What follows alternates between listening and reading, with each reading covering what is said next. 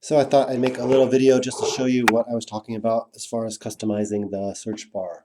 So if you go over to Website tab, Reservation Pages, click into one of the pages, and then at the bottom there's a section called Linking to this page.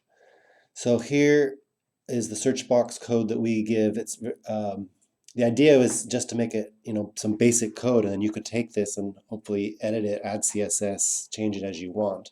But if you look at our code, you can see exactly what we're doing, and then you can hopefully see that it's easy to change to however you want. So I'm going to take this code and then so I'll copy this code over into my HTML, my editor where I work on pages. So over here, so I just made an easy template, pasting the code right in there. Now if I save this, it's uploading it to our server. And then right now you can see this is what it looks like, right? Just the very basics.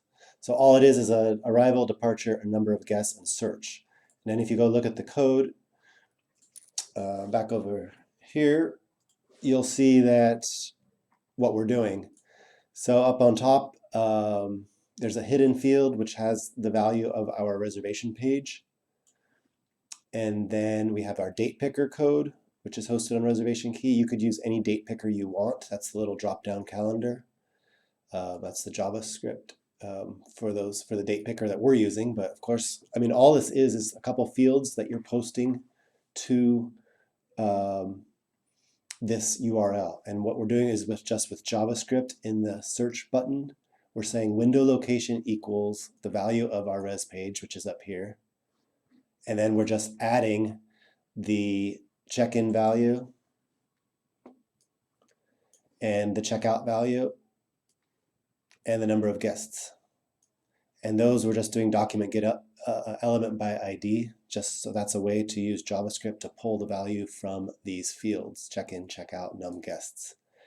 So if I were to do a quick search and click search, you'll see that all it's doing is redirecting to our URL, putting in the date, the end date, and the number of guests. So that's how we're passing variables to our reservation page.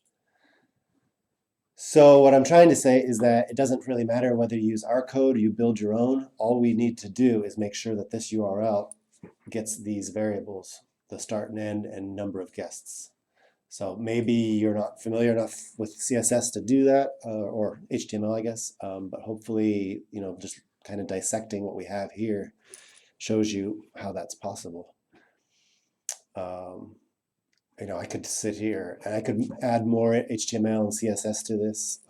Maybe I'll pause this and I'll add a little bit just so you can see.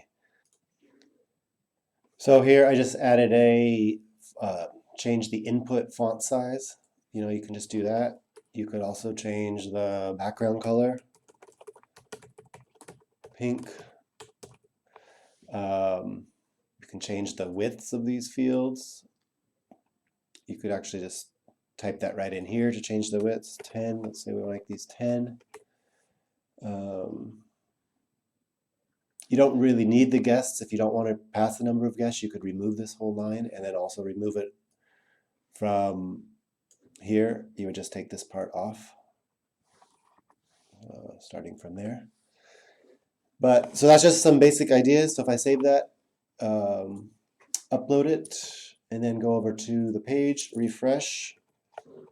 So you see there's the pink background, the bigger fields, much bigger text. So let me know if this helps, and hopefully if we need to, we can have a phone call also to go over more of this. Thank you.